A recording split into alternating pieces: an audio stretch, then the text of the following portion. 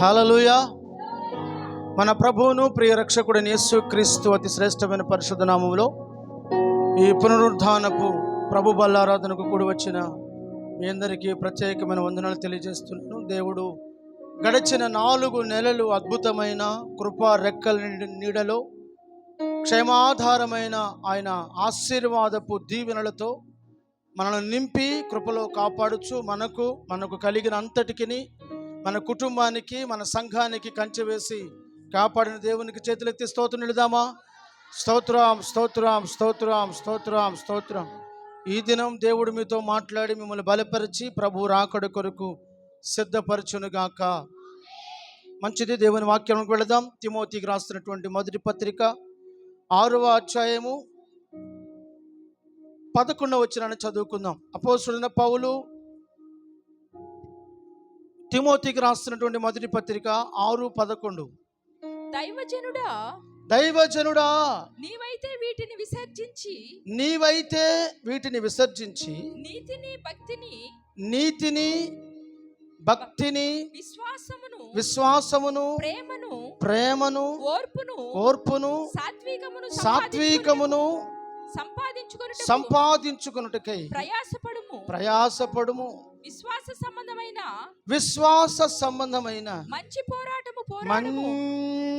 పోరాటము పోరాడుము. నిత్య జీవమును చేపట్టుము. దానిని పొందుటకు నీవు పిలువబడి ఉన్నావు. సాక్షుల ఎదుట దేవునికి స్తోత్రం. హల్లెలూయా.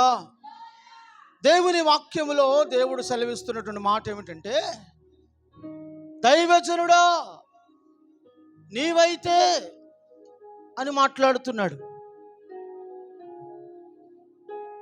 నీవైతే విసర్జించు. దేవుడు దైవజనులకు మాత్రమే వాక్య గ్రంథాన్ని రాశాడా? అందరికీ రాశాడా? పరిశుద్ధాత్ముడు ప్రతి ఒక్కరికి వర్తించగలిగిన, ప్రతి ఒక్కరికి అవసరమైన విషయాలు పరిశుద్ధాత్ముడు పరిశుద్ధ గ్రంథంలో రాయించాడు. కనుక ఇది అందరికీ అవసరమైన విషయాలు. ఇప్పుడు దైవజనుడా అని నేను అనుకుంటాను. విశ్వాసిగా నీవేమనుకో తెలిసిన, నీ పేరు చెప్పి విశ్వాసునైన నేను అని చదవగలిగితే బాగుంటుంది. దైవజనుడా నీవైతే నేనైతే వీటన్నిటినీ విసర్జించి విడిచిపెట్టి పారిపోవడానికి సిద్ధంగా ఉన్నాను. మొదటిగా విడిచిపెట్టి వెంబడించవలసినవి, సంపాదించుకోవలసినవి, విడిచిపెట్టవలసినవి పైన చెప్పాడు. చెప్పి దైవజనుడు నీవైతే వీటిని విసర్జించు అనే మాటలు రాశాడు. దేవునికి స్తోత్రం. హల్లెలూయా. పైన ధనమును గురించి తెలియచేశాడు, ధనాపేక్ష గురించి తెలియచేశాడు. ఇక్కడికి వచ్చేసరికి వాటిని విసర్జించి సంపాదించుకో. అసలు మనం ఎందుకు విసర్జించాలి, ఎందుకు సంపాదించుకోవాలి? దేవుడు ఎందుకు అసలు విసర్జించమని చెప్తున్నాడు, ఎందుకు విడిచిపెట్టమని చెప్తున్నాడు అనంటే, మనందరికీ ఒకే ఒక గురి, గమ్యం. మనందరికీ ఒకే ఒక ఆలోచన, తలంపు. నేను ఏ విధము చేతనైనా పరలోక రాజ్యము చేరాలి. మనందరి ఆశయం ఏమిటయ్యా అంటే, నేను ఏ విధము చేతనైనా పరలోక రాజ్యం వెళ్ళాలి, ఏ విధము చేతనైనా పరలోక రాజ్యం చేరుకోవాలి. ఇప్పుడు నువ్వు పరలోక రాజ్యం చేరాలి అని అనుకుంటే కొన్నిటిని విడిచిపెట్టాలి, కొన్ని పనులు చేయాలి. ఈ పూట నువ్వు సంపాదించుకోవలసిన విషయాలు ఏమిటి, విడిచిపెట్టవలసిన విషయాలు ఏమిటి, ఒక్కొక్కటిగా మనం ధ్యానం చేద్దాం. విసర్జించవలసిన విషయాలు ఏమిటో మనం ధ్యానం చేద్దాం. మొదటిగా దేవుని వాక్యాలు మనం చూస్తున్నాము. ద్వితీయోపదేశ కాండం 6వ అధ్యాయము 25వ వచనాన్ని చదువుకుందాం. ద్వితీయోపదేశ కాండం 6:25. త్వరగా చదివేవారు త్వరగా చదవాలి. చాలా రిఫరెన్స్లు ఈ దినం మీకు అందించబడతాయి.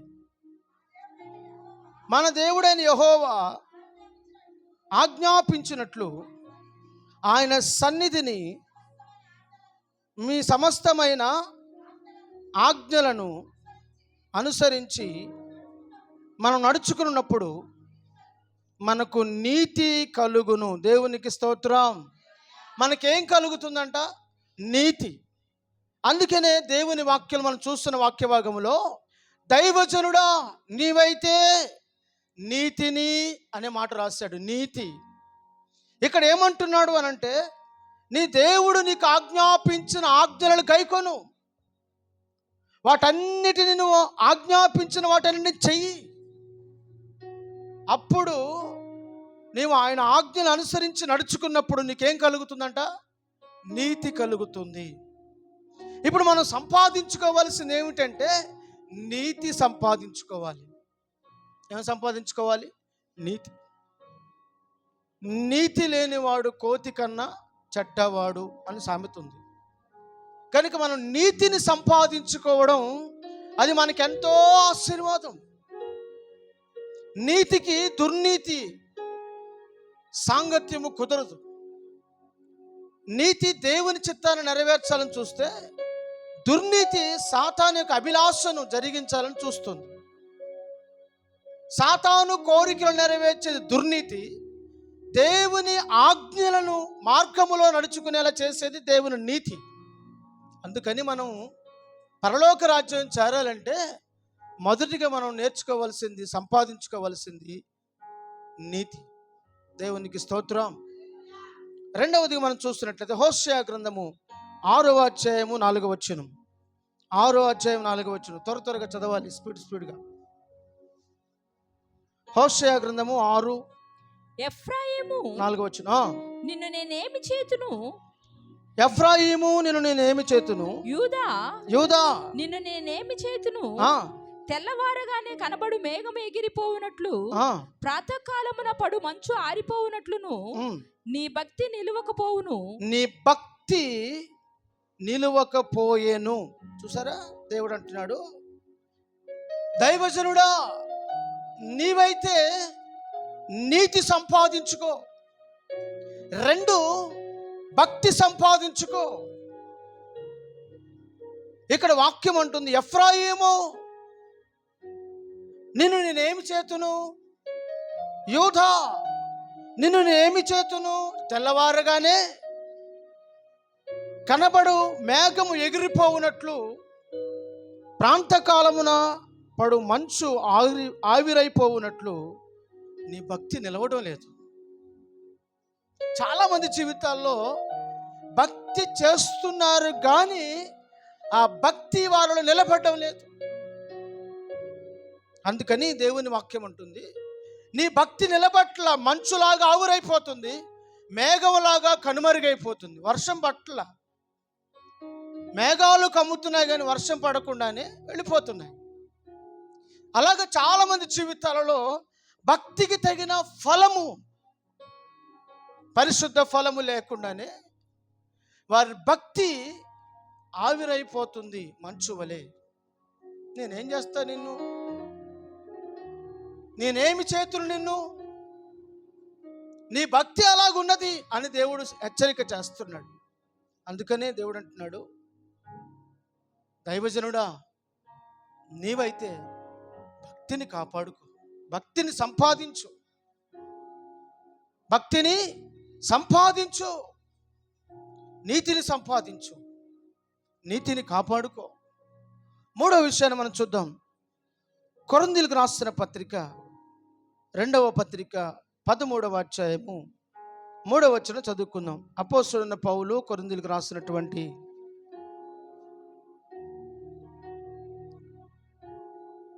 2వ పత్రిక 13వ అధ్యాయము 5వ వచనం చదువుకుందాం. 13:5 త్వరగా చదవాలి. మీరు విశ్వాసము గలవారై ఉన్నారో లేదో, మీరు విశ్వాసము గలవారై ఉన్నారో లేదో, మిమ్మల్ని మీరు శోధించుకొని, మిమ్మును మీరే శోధించుకొని చూచుకోండి, మిమ్మల్ని మీరే పరీక్షించుకొనుడి, మిమ్మల్ని మీరే పరీక్షించుకోండి. మీరు భ్రష్టులు కాని ఎడల యేసుక్రీస్తు మీలోనున్నాడని మిమ్మల్ని గూర్చి మీరే ఎరుగరా? హల్లెలూయా. దేవుని వాక్యం సెలవిస్తున్న మాట ఏమిటంటే, నువ్వు మూడవదిగా సంపాదించుకోవలసింది విశ్వాసం. దైవజనుడా నీవైతే మూలవాక్యాన్ని మర్చిపోవద్దు. నీతిని, భక్తిని, విశ్వాసమును, ప్రేమను, ఓర్పును, సాత్వికమును, జ్ఞానమును, బుద్ధిని, స్నేహితులను సంపాదించుకో. 9 విషయాలు ఉన్నాయి ఇక్కడ. కనుక నువ్వు వీటన్నిటిని సంపాదించుకో, సంపాదించుకో, సంపాదించుకో. ఏమి సంపాదించాలంట? విశ్వాసము సంపాదించాలట. అందుకే అంటున్నాడు ఇక్కడ. ఏమంటున్నాడు చూసారా? మనం చదువుకున్న వాక్య భాగంలో, మీరు విశ్వాసము గలవారై ఉన్నారో లేదో మిమ్మల్ని మీరే శోధించుకొని, పరీక్షించుకొని చూసుకోండి. ఎందుకంటే మీరు భ్రష్టులైపోతారేమో, విశ్వాస భ్రష్టులవుతారేమో. చాలామంది విశ్వాస జీవితంలోనికి వచ్చి వెనకడుగు వేసి భ్రష్టులైన వారు ఉన్నారు. విశ్వాసపు అడుగులు వేసి వెనుదిరిగి చూసిన వారు ఉన్నారు. ఉప్పు స్తంభముగా మార్చబడిన వారు ఉన్నారు. విశ్వాసపు అడుగులు వేసి పతనమైపోయిన వారు ఉన్నారు. విశ్వాసముతో అడుగులు వేసి మునిగిపోయిన శిష్యుడు ఉన్నాడు. Praise the lord. కనుక నువ్వు విశ్వాస విషయంలో భ్రష్టుడు కాకూడనట్లు పరీక్షించుకోవాలంట. ఎప్పటికప్పుడే నేను విశ్వాసంలో ఉన్నానా? నాలో విశ్వాసం ఉందా? నేను దేవుని నీతిని అనుసరించి నడుచుకుంటున్నానా? భక్తి జీవితాన్ని చేస్తున్నానా అని నీకు నీవే పరీక్షించుకోవడం నీకు క్షేమం. దేవునికి స్తోత్రం. హల్లెలూయా. అందుకని కొరింథీ పత్రికలు అంటున్నాడు, 4వది మనం ఏం సంపాదించుకోవాలంట? ప్రేమ సంపాదించుకోవాలి. మనం చూస్తున్నట్లయితే 14వ అధ్యాయం 1వ వచనంలో, మనుషుల భాషలతోనైనను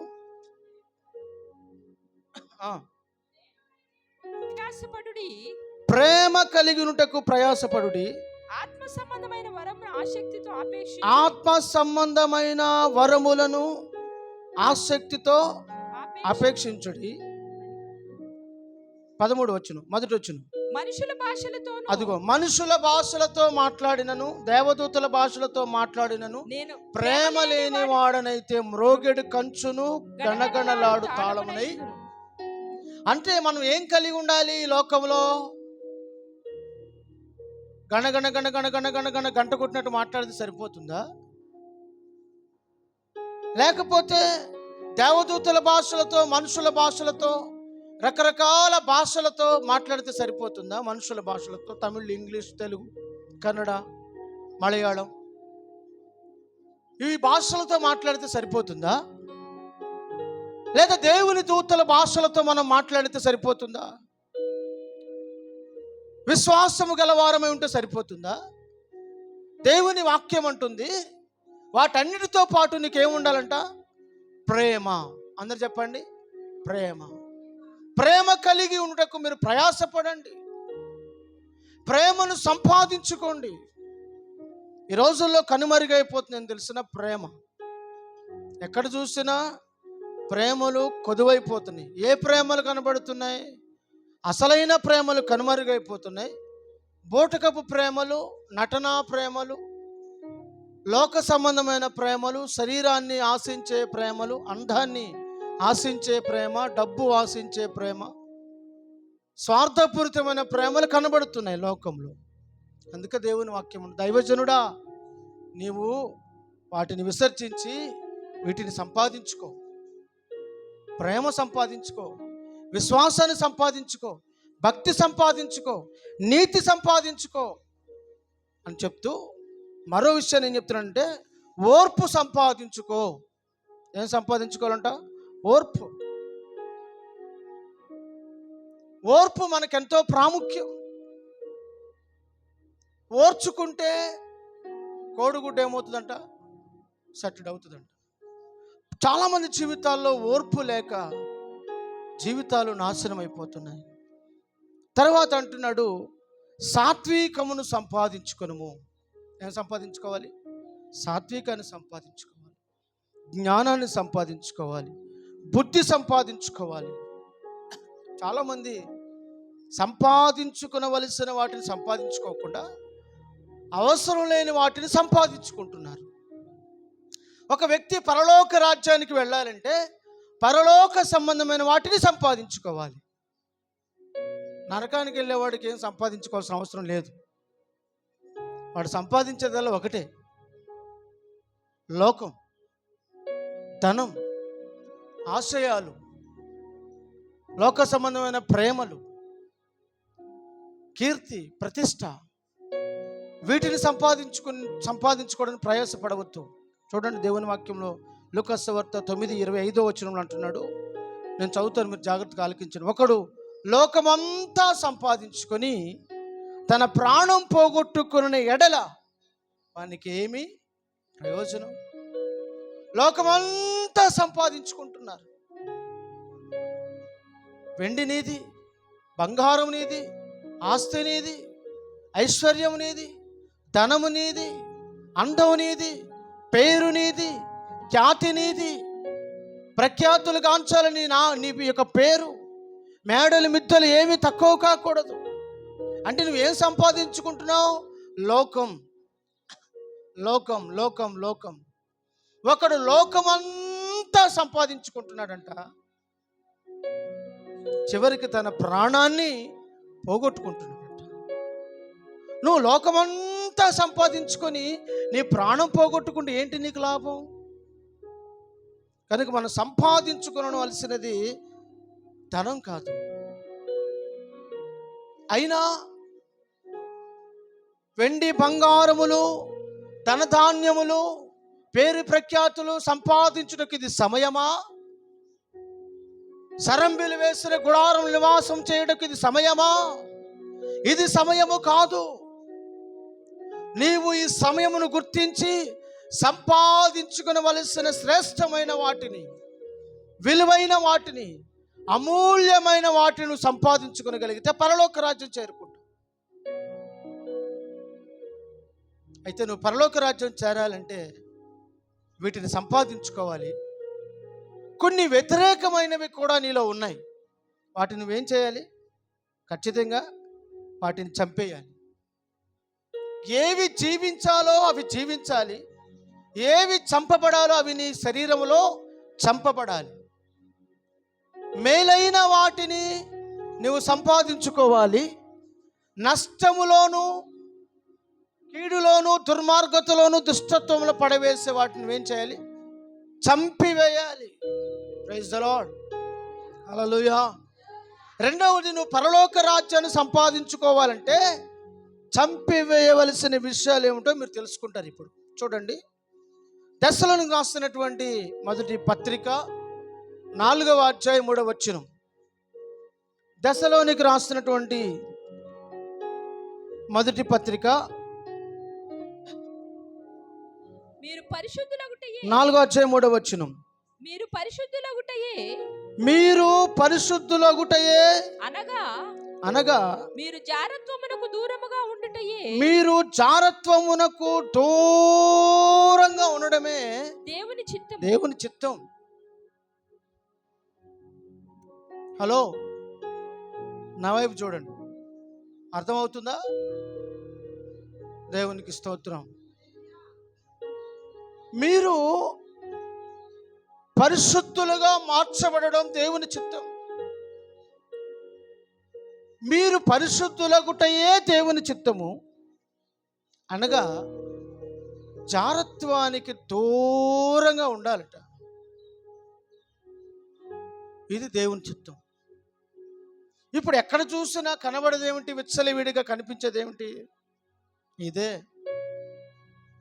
లోకంలో, మనుషులలో, కుటుంబాలలో,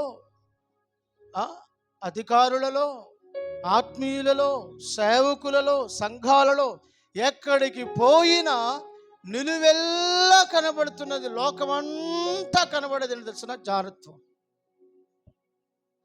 జారత్వం. ఇది నువ్వేం చేయాలంట? చంపివేయాలి. ఇది నీ శరీరములో చిన్న మొలకగా మొలకెత్తుంది అనుకోండి, అదేం చేస్తా తెలుసునా? పులిసిన పిండి కొంచెమైనను ముద్దంతా పులియబెట్టినట్లుగా ఈ జారత్వము అనేది నీలో కనుక ఉంటే అది నీ దేహమంతా పాడు చేసేస్తుంది. మొదట పాడయ్యేది నీ కళ్ళు. ఎందుకో తెలుసునా? మనిషికి 2 దీపాలు దేవుడిచ్చాడు. ఆ 2 దీపాలే కళ్ళు. నీ దేహమునకు నీ కన్నులు దీపాలు. నీ కన్ను చెడినదైతే నీ దేహమంతయు చెడిపోయిందే. నీ కన్ను చెడ్డవాటిని ఆశించే కన్ను అయితే, వ్యభిచారాన్ని ఆశించే కన్నులైతే, జారత్వాన్ని ఆశించే కన్నులైతే నువ్వు ఆల్రెడీ చెడిపోయి ఉన్నావు. నువ్వు ఆల్రెడీ అప్పుడైపోయావు. కనుక దీనిని శరీరములో మొలకెత్తకుండా జాగ్రత్త పడాలి. దేవుని వాక్యం అంటుంది, చేదైన వేరు ఏదైనా మొలిచి మిమ్ములను కలవరపరచకుండా చూసుకోండి. ఒకవేళ చేదైన వేరు కనుక మొలిచిందనుకో, ఇక నీ జీవితంలో కలవరమే కలవరం. కలవరిస్తూనే ఉంటావు. పదే తలస్తూనే ఉంటావు. ప్రతి క్షణం నిన్నే చేరాలని కోరుకుంటూ ఉంటావు. హృదయం అంతా నీ కోసమే ఆశపడుతుందని పాటలు పాడతావు. నా హృదయం నీ కొరకే తెరచి ఉంచని చెప్పి పాటలు పాడతావు. అర్థమవుతుందా? జారత్వము బహు ప్రమాదకరమైనది. జారత్వము దీన్ని నీ హృదయములో మొలకెత్తకుండా జాగ్రత్త పడాలి. రెండవది, దీన్ని నువ్వేం చేయాలి? చంపివేయాలి. రెండవది, అదే పత్రిక 4వ అధ్యాయము 7వ వచనం చదువుకుందాం. పరిశుద్ధులగుటకే దేవుడు మనలను పిలిచెను గాని. హల్లెలూయా. దేవుడు మనల్ని దేనికి పిలిచాడండి? చెప్పాలి. అందరు నోరులు చెప్పాలి. అందరూ స్వరమెత్తి చెప్పాలి. దేవుడు మనల్ని ఎందుకు పిలిచాడు? పరిశుద్ధులుగా ఉండకే. ఇన్నిసార్లు ఎందుకు చెప్పించానంటే, మీ మైండ్లో అది మారుమ్రోగుతూ ఉండాలి. ఒక క్యాసెట్ లాగా, ఒక టేప్ రికార్డ్ లాగా పదే మీకు గుర్తు చేస్తూ ఉండాలి. దేవుడు నిన్ను పరిశుద్ధతగా ఉండడానికి పిలిచాడు, దేవుడు నిన్ను పరిశుద్ధంగా ఉండడానికి పిలిచాడనే మాట నీకు గుర్తు చేయాలి.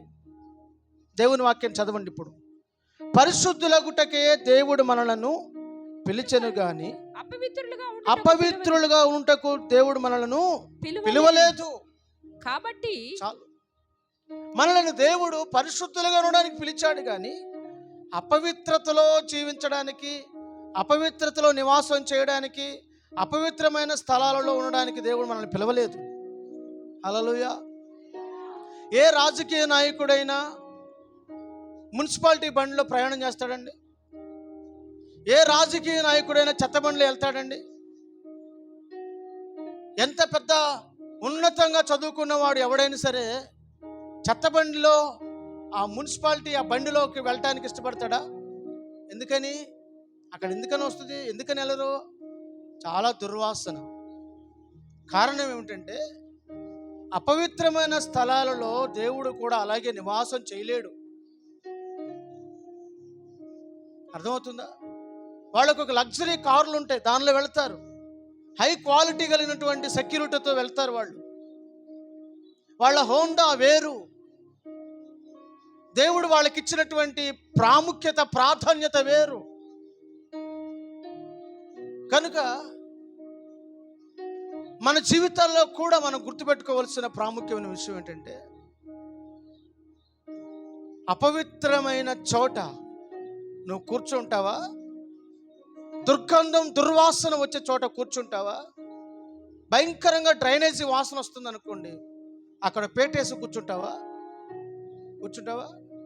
కూర్చోలేవు. ఎక్కడైనా సెప్టిక్ ట్యాంక్ లీక్ అయ్యి వాసన వస్తుంది అనుకోండి, అక్కడ నువ్వు కూర్చోగలవా?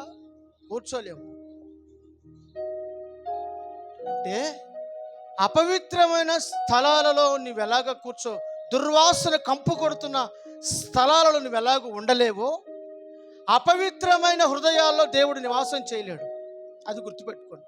అందుకే అన్నాడు, పరిశుద్ధులగుటకే దేవుడు మనల్ని పిలిచాడు, కానీ అపవిత్రంగా ఉండడానికి దేవుడు మనల్ని పిలవలేదు.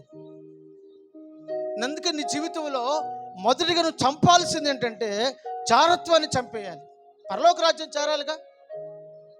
మన గోలు, నీ గోలు, నా గోలు ఏంటి? పరలోక రాజ్యం చేరుకోవాలి. ఏ విధము చేతనైనా పరలోక రాజ్యాన్ని సంపాదించాలి. ఆ రాజ్యంలో తండ్రి సముఖమున కనబడాలి. ఆ రాజ్యంలో యుగాయుగాలు ప్రభుత్వం ఉండాలంటే నీవు ఈ లోకములో ఉన్నప్పుడు చంపవలసిన వాటిని చంపేయాలి. మనుషులను చంపడం కాదు. చాలామంది చంపంటారా అంటే మనుషులను చంపుతున్నారు. మనుషులుగా చంపాల్సింది నీలో చెలరేగుతున్న అపవాది యొక్క క్రియలను చంపివేయాలి. అపవాదికి సంబంధించిన వాటిని నువ్వేం చేయాలి? చంపివేయాలి. దేవునికి స్తోత్రం, హల్లెలూయా.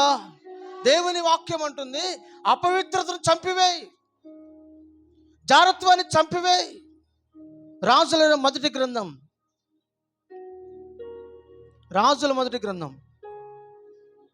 11వ అధ్యాయం 2వ వచనం, 11:2.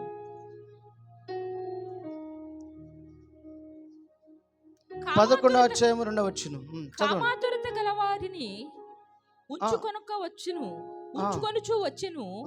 అతనికి 700 మంది రాజకుమార్తెలైనను భార్యలను 330 ఉపపత్నులను కలిగి ఉండిరి.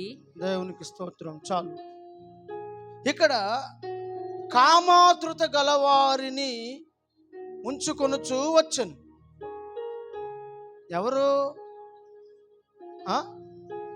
ఎవరి గురించి రాయబడింది? దేవునికి స్తోత్రం. కనుక ఇటువంటి రాజు ఈ విధంగా చేయొచ్చా? దేవుడు అభిషేకించిన ఒక రాజు, దేవుడు ఏర్పరచుకున్న ఒక రాజు కామాతృత గలవాడై ఉన్నాడట. అందుకని 700 మంది రాజకుమార్తెలనై 300 మంది. 7 3 ఎంత అండి? చూసారా? ఇంతమందితో ఎలా అంటే ఎందుకు ఇంత కామాతృత కలిగి ఉన్నాడు? అతనిలో సాతాను ప్రవేశించింది, అతనిలో దయ్యం ప్రవేశించింది. అందుకే దయ్యం పట్టినాడు మనుషులు చంపుకు తింటుంటాడు. కామాతృత. పైకి మనుషులు బాగానే కనబడతారు, కానీ ఒక్కొక్కళ్ళ గుండె లోతులోనికి వెళితే ఎంత కామంతో కళ్ళు నింపుకొని ఉంటారో, మనసు నిండిపోయి ఉంటుందో. అందుకే దేవుని వాక్యంలో రాయబడింది, హృదయము నిండి ఉన్న దాన్ని బట్టి నోరేమవుతుందంట? మాట్లాడుతుంది. చటుక్కున వాళ్ళు మాట్లాడే ప్రతి మాటలో అడువడువున ఉట్టుపడుతుంది బూతు పదాలు. ప్రతి క్షణం ఆ దినమంతా ఒక రోజు వాళ్ళతో గడిపి వాళ్ళు మాట్లాడే మాటలు కనుక రికార్డింగ్ చేయగలిగితే దానిలో 3 వంతులు బూతులే ఉంటాయి. దానిలో 3 వంతులు ఏముంటాయి? సుబ్బమ్మ తల్లి ఏముంటాయి? అది కామాతృత గలవారై ఏం మాట్లాడతారు వాళ్ళు?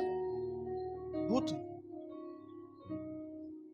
కనుక దేవుని వాక్యం ఉంటుంది, ఈ విధమైన కామాతృత నీలో చెలరేగుతున్నట్లయితే నువ్వు వాటిని చంపివేయి. నువ్వు వీటన్నిటిని ఎందుకు చంపివేయాలో తెలుసిన? పరలోక రాజ్యం చేరు. నీ నోట బూతులైనను, సరసోక్తులైనను, ఇచ్చకపు మాటలైనను, ద్వంద్వ అర్థాలతో కూడిన పదములైనను నీ నోట ఉచ్చరించకూడదు, పలుకకూడదు. దేవునికి స్తోత్రం. కనుక మనము కామాతృతను జయించేవారుగా ఉండాలి. కామాతృతలో పడి నాశనం అయిపోయిన వారు, అభిషక్తులు ఎంతోమంది ఉన్నారు. సామాన్యమైన ప్రజలు కాదు, అభిషక్తులే కామాతృతలో పడిపోయి నాశనం అయిపోయారు. జీవితాలు భ్రష్టు పట్టించుకున్నారు. కనుక కామాతృతను చంపివేయాలట. తర్వాత యాకోబు పత్రిక 1వ అధ్యాయం 14-15 వచనం చదువుకుందాం. యాకోబు పత్రిక 1వ అధ్యాయం 14-15 వచనాలు. ప్రతివాడును తన స్వకీయ దురాశ చేత ఈడవబడి, తన స్వకీయ దురాశల చేత ఈడ్వబడి, మరులు కొల్పబడిన వాడై శోధింపబడును. దురాశ గర్భమును ధరించి పాపమును కనగా పాపం పరిపక్వమై మరణమును కంటుంది. చాలు. చదవబడినటువంటి లేఖన భాగంలో ఈ పత్రికలో దైవజనుడు తెలియచేస్తున్న శ్రేష్టమైన మాట ఏంటంటే దురాశ. ఏ ఆశ? దురాశ. ఇందాక మనం చదువుకున్నట్లుగా దేవుడు చక్కని అందమైన ఒక చక్కని భార్యని ఇచ్చాడు అనుకో, ఆ భార్యతో సుఖపడచ్చుగా? లేదు.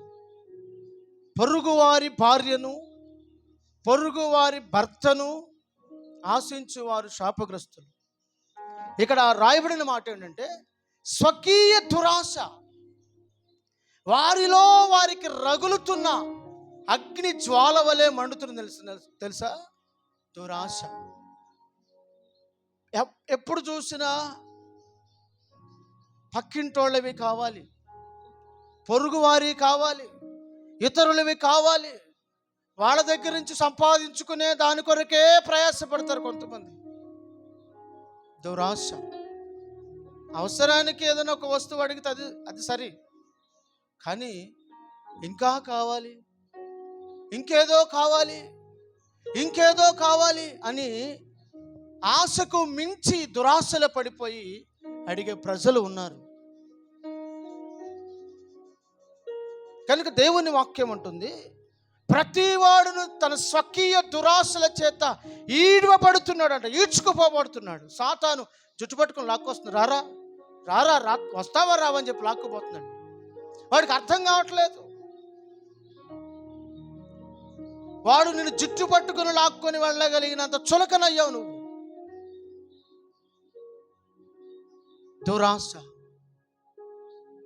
దురాశ చేత ఈడ్వబడి మరులు కొల్పబడిన వారే శోధించబడుతూ దురాశ గర్భము ధరించి ఏం కంటుందంట?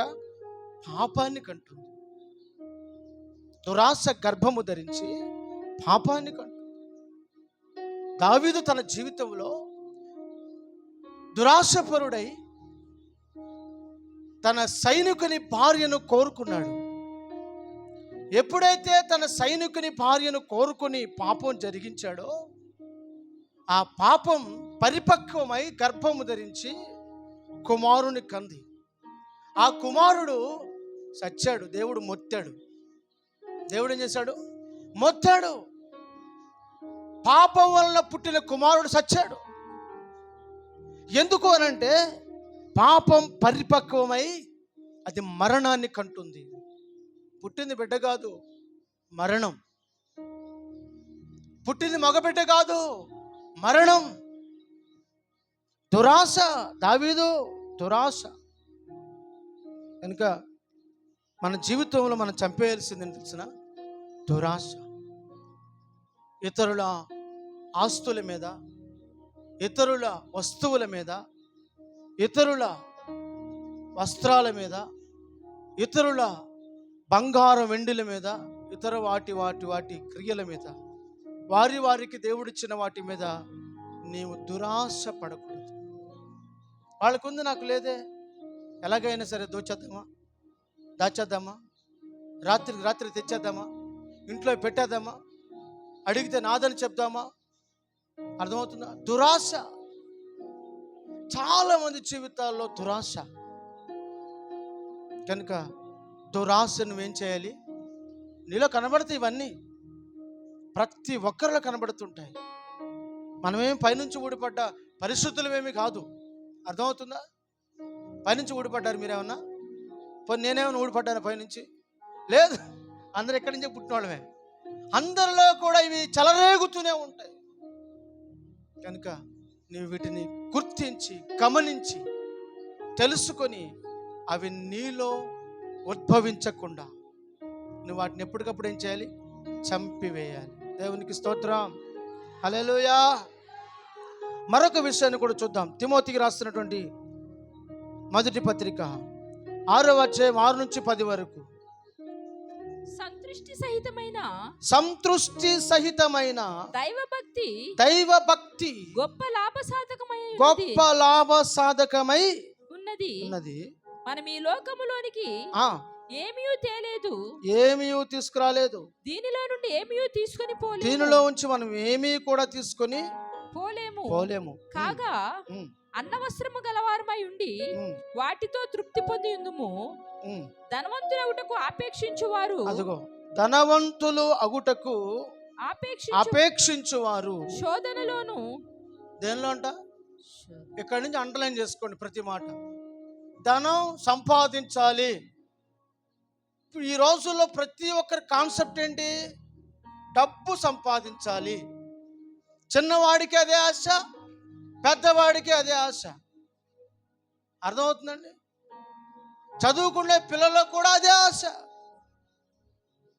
వాడు చదువుతాడే కానీ వాడి ఆశ అంతా కూడా డబ్బు మీదే ఉంటుంది. అందుకని వాడు చదువు పూర్తవగానే, ఉద్యోగం రాగానే బ్లాక్ మనీ సంపాదించడానికి ఆశపడుతుంటాడు. అర్థమవుతుందా? ఉద్యోగం వచ్చిన వెంటనే నేను చదువుకి ఎంత ఖర్చు పెట్టాను, దాన్ని ఇప్పుడే సంపాదించుకొని ప్రయత్నం చేస్తాడు. రకరకాల వ్యాపారాలు చేసేవాళ్ళు కూడా వాళ్ళ గుండెల్లో ఏకైక ఆశ ఏం తెలుసునా? సంపాదించాలి. ఏం సంపాదించాలి? డబ్బు.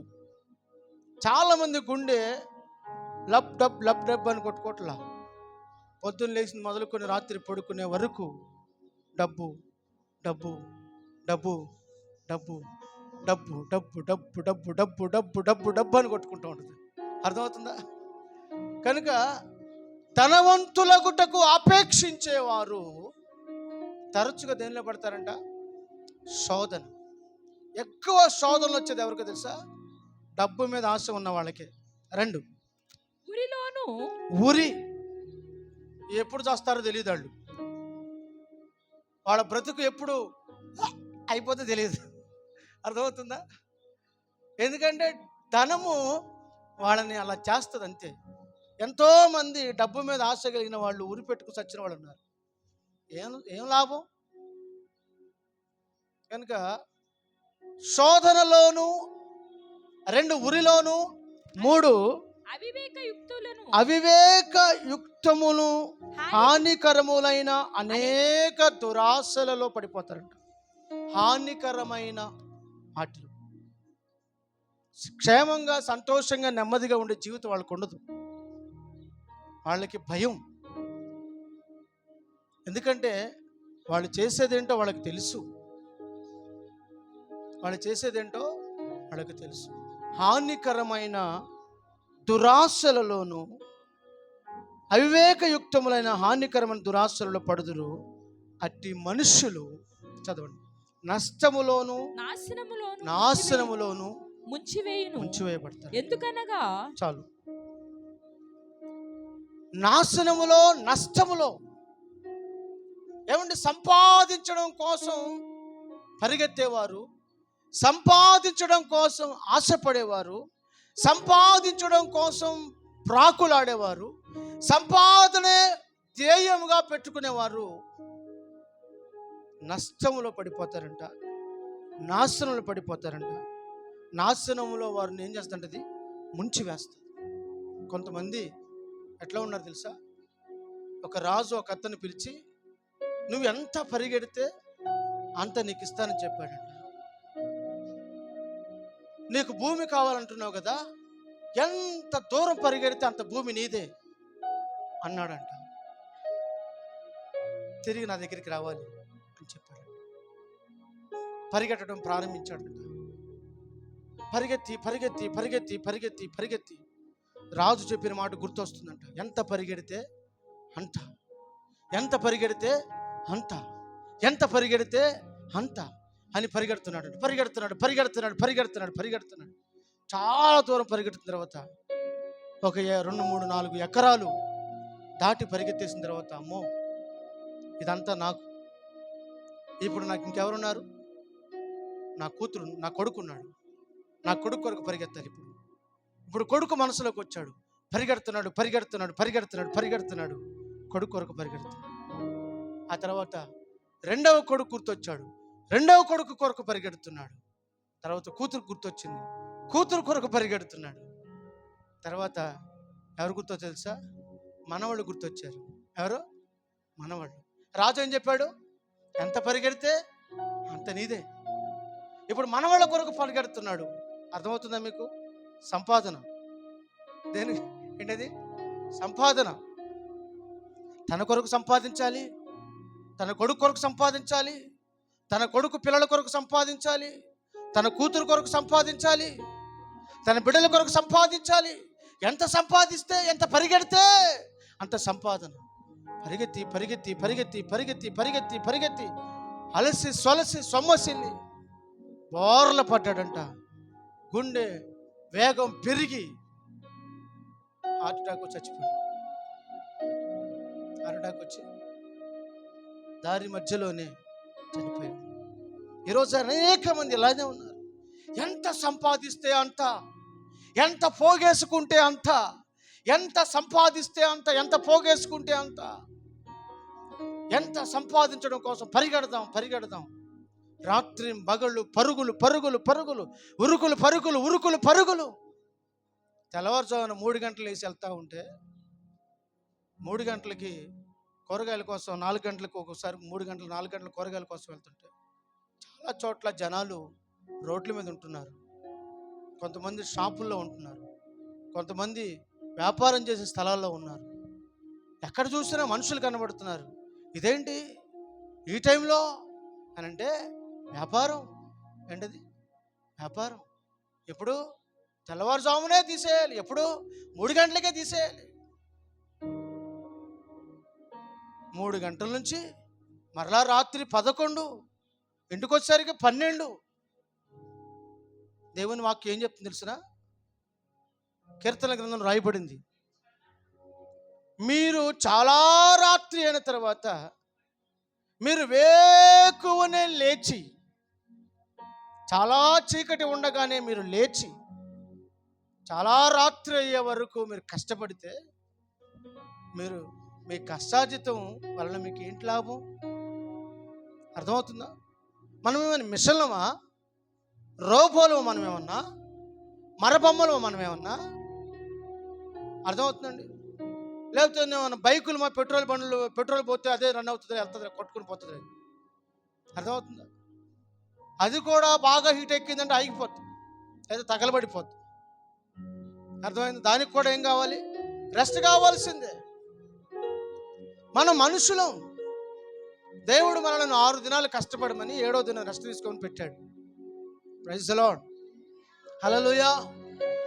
కనుక మనల్ని పరిగెత్తించేది, ఈరోజు ఆదివారమైనా వ్యాపారం చేయాల్సిందే, ఈరోజు వ్యాపారమైనా బిజినెస్ చేయాల్సిందే. బైబిల్ ఏం చెప్తుంది తెలుసునా? దేవుడు మిమ్మల్ని ఉన్నత స్థలాలు ఎక్కించాలంటే మీ వ్యాపారాలు మూసి ఉండాలని రాయబడింది. 7వ దినం ఏం చేయాలంటే మీరు వ్యాపారాలు మూసివేయాలి. లేదండి నేను 11 గంటల దాకా, 12 దాకా, 1 గంట దాకా పనిచేసుకొని వస్తాను, మీరు పాటలు పాడుతూ ఉండండి, మీ సాక్ష్యాలు కూడా పాడేస్తూ ఉండండి, మీరు ఆరాధన కూడా నడిపించేసేయండి, మీరు అన్నీ అయిపోయిందని వచ్చేస్తాను ఇప్పుడు. కాదు కాదు కాదు. యెషయా గ్రంథం రాయబడింది, నా విశ్రాంతి దినమును వ్యాపారము చేయక ఉండయు. ఎన్నో అధ్యాయం వచ్చును? యెషయా గ్రంథం 58:13. నా విశ్రాంతి దినమున వ్యాపారము చేయకుండా. విశ్రాంతి దినం అంటే ఏది? ఇదే, ఈరోజే పరిశుద్ధ దినం. ఈ దినం ఈ దినం విశ్రాంతి దినం. అర్థమవుతుంది. చాలామంది షాపులన్నీ క్లోజ్ చేసుకుని ఇంటికాడ ఉంటే, కొంతమంది మాత్రం అబ్బే ఈరోజు కూడా సంపాదించేయాలి. ఎంత పరిగెడితే అంత, ఎంత డబ్బులు వస్తే అంత మంచిది. తర్వాత ఆ డబ్బులన్నీ ఎవరికి తగలబెట్టాలా? డాక్టర్లు. నువ్వు సంపాదించిన సంపాదన అంతా ఎవరు తినాలి? డాక్టర్లు. ఎందుకో తెలుసా? నీ బాడీకి రెస్ట్ ఏది? నీ మైండ్కి రెస్ట్ ఏది? నీ శరీరానికి రెస్ట్ ఏది? నీ హృదయానికి రెస్ట్ ఏది? రెస్ట్ లేదు కదా. అర్థమవుతుందండి. విశ్రాంతి తీసుకోవాలి. చూడండి, అక్కడ అంటున్నాడు, విశ్రాంతి దినమును వ్యాపారము చేయకయు నాకు ప్రతిష్ఠితమైన దినమని. ఆ రోజు నాకు ప్రతిష్ఠితమైన, నా కొరకు ప్రతిష్ఠించబడిన దినమని మీరు ఎంచి నీవు ఊరుకుండిన ఎడల. ఏం చేయాలంట? ఊరికే ఉండాలంట. మనం ఎందుకు ఊరుకుంటామండి? మనం ఏదో అంటారు చూడండి సామెత, తిరిగే కాలు ఏంటది, తిట్టేనోరా వాగేనోరా, మొత్తానికి ఏదో ఒకటి, అది ఆగదంట. అట్లాగా చాలా మందికి ఎందుకు ఖాళీగా ఉంటారు? ఉండరు, ఊరకనే ఉండరు. దేవుని వాక్యం ఉంది, మీరు ఊరకుండియు విశ్రాంతి దినమున మనోహరమైనదనియు. ఆ దినం మనోహరమైనది, ప్రభువుని ఆరాధించే శ్రేష్ఠ దినం. ఏ దినం? ఇదే దినం ప్రభు చేసినది,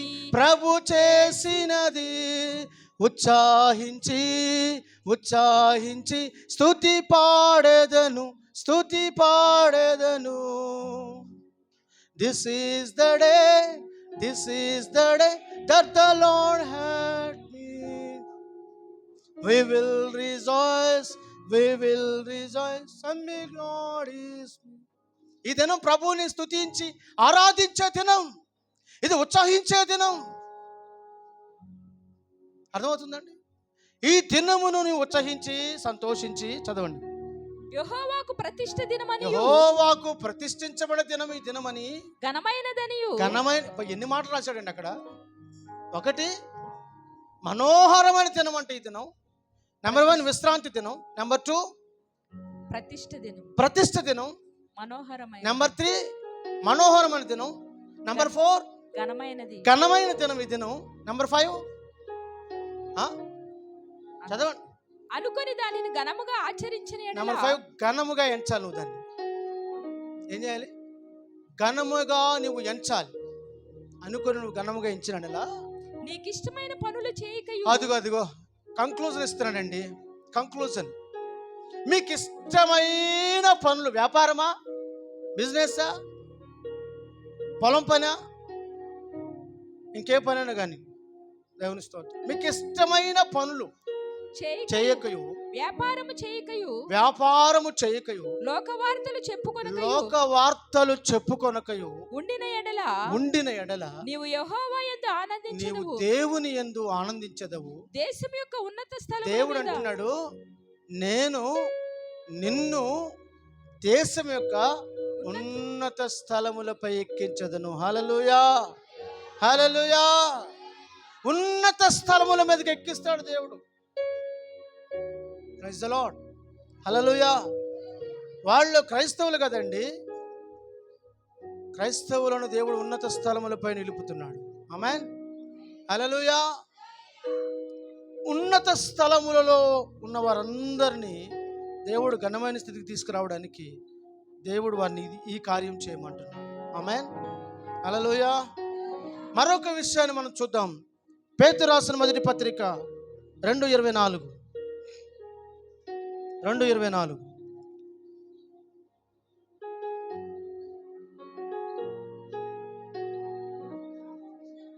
మనము పాపము విషయమై, చాలు, పాపం విషయమై నువ్వేమవ్వాలి? చనిపోవాలి. అంటే నువ్వు పాపాన్ని నీ జీవితంలో ఏం చేయాలి? చంపివేయాలి. ధనాపేక్షను చంపేయాలి, పాపాన్ని కూడా చంపేయాలి. పాపపు కోరికలు, ఆశలు, వాంఛలు నీ హృదయంలో కలగకుండా వాటిని చంపేయాలి. ఎందుకు తెలుసా? నువ్వు వాటిని చంపకపోతే అవి నిన్ను చంపేస్తాయి. గుర్తుపెట్టుకోండి. పాపాన్ని కనుక నువ్వు చంపకపోతే పాపాన్ని చంపేస్తుంది. పాపం వల్ల వచ్చే జీతము మరణం. ప్రభు అయిన యేసుక్రీస్తునందు దేవుని జీవము కృపావరము. దేవునికి స్తోత్రం. హల్లెలూయా, హల్లెలూయా. కనుక నువ్వు వీటిని చంపివేయాలి. నువ్వు కొన్ని విసర్జించాల్సినవి ఉన్నాయి. అవి కూడా టూకీగా కొన్ని కంటిన్యూగా చెప్పేస్తాను. ఎఫెసీ పత్రిక 4:26 చదవద్దు, మీరు రాసుకోండి. కోపమును చంపివేయాలి, కోపమును విసర్జించాలి. కొంతమందికి వెర్రి కోపం, అసలు ఆ కోపానికి అర్థం పర్థం ఉండదు. చీటికి మాటికి కోపడుతూ ఉంటారు, అనవసరంగా కోపడుతుంటారు. కోపడడం వల్ల నీకు నష్టం ఎక్కువ. కోపడేవాడు కోపపడిన వాని కంటే కూడా కోపించిన వానికి ఎక్కువ నష్టం. అర్థమైందండి? ఎవరు కోపాన్ని తెచ్చుకుంటారో సైన్స్ ప్రకారం వాళ్ళకే నష్టం ఎక్కువ. వాళ్ళ యొక్క హార్మోన్స్ అప్ అండ్ డౌన్స్ అవుతూ ఉంటాయి, వాళ్ళ బీపీ అప్ అండ్ డౌన్ అవుతూ ఉంటుంది, వాళ్ళ మైండ్ స్టెబిలిటీగా ఉండదు. అర్థమవుతుందండి? కనుక కోపం నువ్వేం చేయాలి? విసర్జించాలి. కోపం చాలా నష్టాన్ని తెస్తుంది. తర్వాత ఆగ్రహం, కీర్తనలు 37:8 ప్రకారం ఆగ్రహాన్ని విసర్జించాలి. ఎఫెసీ రాసిన 4:31 ప్రకారం దుష్టత్వాన్ని విసర్జించాలి. కొరింథీయులకు రాసిన పత్రిక ప్రకారం దూషణలు, ఎఫెసీయులకు రాసిన పత్రిక ప్రకారం బూతులు, తర్వాత ఇహలోక దురాశలు, భక్తిహీనమైన క్రియలు, శరీరాశలు, శరీరేచ్ఛలతో కూడిన స్వభావం. కొలసీయులకు రాసిన పత్రిక ప్రకారం, తిమోతికి రాసిన పత్రిక ప్రకారము ముసలమ్మ ముచ్చట్లు, అపవిత్రమైన ముసలమ్మ ముచ్చట్లు. తర్వాత రోమిలకు రాసిన పత్రిక ప్రకారం 13:12 ప్రకారం అంధకార క్రియలు విసర్జించాలి. అన్య దేవతలు, రోమిలకు రాసిన పత్రిక 1:25 ప్రకారం అన్య దేవతలను నీ హృదయంలో ఉంచకూడదు. తర్వాత తిమోతికి 2వ పత్రిక 2:23 వరకు ప్రకారము నేర్పులేని మూడుల వితర్కములు, నేర్పులేని మూడుల వితర్కాలు. కొంతమంది జగడాలు, వాళ్ళు నేర్చుకునేది ఉండదు, ఏముండదు. మిడిమిడి జ్ఞానంతో చదవరు, పెట్టరు, తెలుసుకోరు. పూర్తిగా ఒక విషయాన్ని క్షుణ్ణంగా తెలుసుకోరు. అక్కడ ఒక ముక్క, అక్కడ ఒక ముక్క, అక్కడ ఒక ముక్క పట్టుకొని ఆ ముక్కించుకొని వెళ్ళిపోతుంటారు అంతే. అర్థమైందా? దాని తల ఉండదు, తోక ఉండదు. అందుకే అంటారు కదా పెద్దళ్ళు, అరే నీకేం తెలుసు అని మాట్లాడుతున్నావు, తల తోక తెలియదు, నువ్వు నోరు మూసుకూర్చో అంటారు. అర్థమైందా? అసలు విషయం ఏంటో తెలియదు వాళ్ళకి, కానీ తోకించుకొని మాట్లాడేస్తుంటారు. అందుకని మూర్ఖుల వితర్కములను నీవేం చేయాలి? విసర్జించు. అనవసరమైన వితర్కాలు పెట్టుకోవద్దు. వీటన్నిటిని నువ్వు విసర్జించమని దేవుని వాక్యం చెప్తుంది. ఇవి విసర్జిస్తే నువ్వు పరలోక రాజ్యం చేరుతావు. చివరికి ఒక్క మాట చెప్పి నేను ముగించేస్తాను. మనం ధరించుకునవలసినవి కూడా ఉన్నాయి, వెదకవలసినవి ఉన్నాయి, శ్రద్ధ వహించవలసినవి ఉన్నాయి. ఇవన్నీ మనం చేయగలిగితే దేవుడు మనల్ని ఉన్నతమైన స్థితిలోనికి తీసుకుని వస్తాడు. దేవునికి స్తోత్రం. హల్లెలూయా.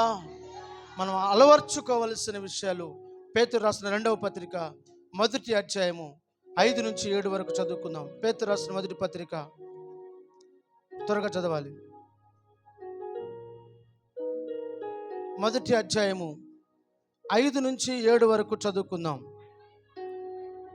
కడవరి కాలమందు బయలుపరచబడుటకు సిద్ధముగానున్న రక్షణ మీకు కలుగునట్లు విశ్వాసము ద్వారా దేవుని శక్తి చేత కాపాడుబడుట మీ కొరకు ఆ స్వాస్థ్యం పరలోకమందు భద్రపరచబడి ఉన్నది.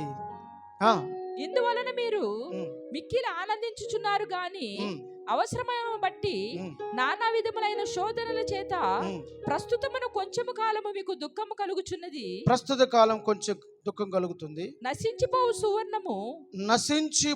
సువర్ణము అగ్ని పరీక్ష వలన శుద్ధపరచబడును కదా. దానికంటే అమూల్యమైన మీ విశ్వాసం ఈ శోధనలకు నిలిచినదై ప్రభు ప్రత్యక్షమైనప్పుడు మెప్పును మహిమను కలుగుటకు కారణమవుతుంది.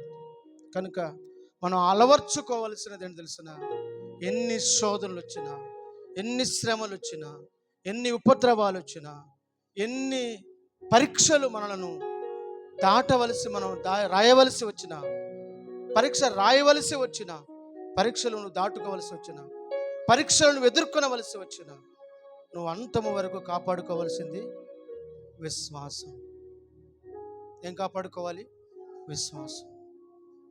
నీవు జీవితంలో నీ శరీరానికి నీ ఆత్మకు లోపల అతికించవలసినదని తెలిసిన, అలవర్చుకోవలసింది తెలిసిన విశ్వాసం. ఏమి జరిగినా, ఎన్ని జరిగినా, ఎవరేమనుకున్నా, నా జీవితమే స్థితిగతులే మారిపోయినా నిన్ను నేను విడువనయ్యా.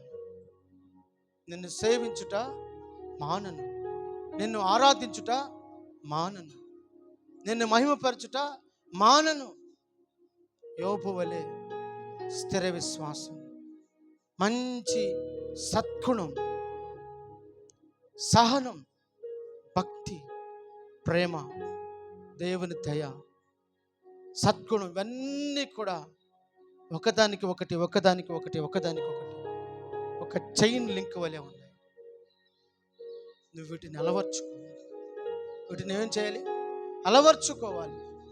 ప్రభువా, నా జీవితాన్ని నీ చేతిలో పెడుతున్నాను, ఇదిగో శ్రేష్టమైన వాటిని అలవర్చుకుంటూ నేను సిద్ధపడుతున్నాను. నిత్య రాజ్యం సంపాదించుకోవడానికి నేను నీతిని, భక్తిని, విశ్వాసమును, ప్రేమను కలిగి ఉంటానని తీర్మానంతో ప్రార్థన చేసుకుంటూ ప్రభు చేతులకు అప్పగించుకొని ప్రార్థన చేసుకుందామా? దయచేసి అందరూ మోకరించండి. మోకరించిన ప్రతి ఒక్కరూ ప్రభు చేతులకు అప్పగించుకొని ప్రార్థన చేసుకుందాం.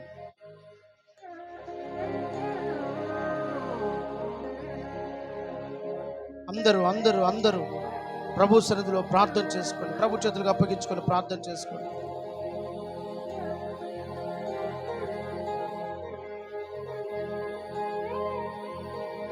దేవా, నీతిని విడువను, భక్తిని విడువను, విశ్వాస ప్రేమను విడువను, ఓర్పును, సాత్వికమును విడువనయ్యా.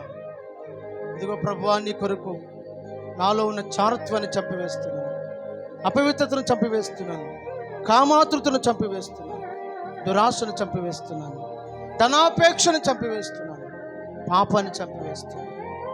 నాలో చెలరేగుతున్న కోపం, తండ్రి, ఆగ్రహం, దుష్టత్వం, దూషణ, బూతులు, ఏలోక సంబంధమైన దురాశలు, శరీరాశలు, అంధకార క్రియలు, నేర్పులేని జగడములు, అయ్యా, అపవిత్రమైన వట్టి మాటలు, కలహాలు, వివాదాలు, తండ్రి, మతభేదములు, వీటన్నిటిని విసర్జిస్తానయ్యా. జాలిగల మనస్సును, దయాళత్వమును, వినయమును, సాత్వికమును, దీర్ఘశాంతమును, పరిపూర్ణతను, నీతి వస్త్రాన్ని, రక్షణను కాపాడుకుంటానయ్యా. తండ్రి, నీకు స్తోత్రాలు చెల్లిస్తున్నాను. అందరూ ప్రభు చేతులకు అప్పగించుకొని ప్రార్థన చేసుకుందామా? ఏమి జరిగినా అంతా నా మేలు కొరకు నువ్వు మార్చే దేవుడు అని ప్రార్థన చేసుకుందాం. దేవుని సేవకురాలు మీ కొరకు ప్రార్థన చేస్తుండగా అందరూ ప్రభు సన్నిధిలో ప్రార్థన చేసుకుందాం. ప్రభు హస్తాలకు అప్పగించుకొని ప్రార్థన చేసుకుందాం. ఇంతవరకు నువ్వు నాతో మాట్లాడావు ప్రభు. నన్ను బలపరిచిన నీ వాక్కు కొరకు స్తోత్రం, నన్ను స్థిరపరిచిన నీ సన్నిధి కొరకు స్తోత్రం అని ప్రార్థన చేసుకుందాం. స్తోత్రం, స్తోత్రం.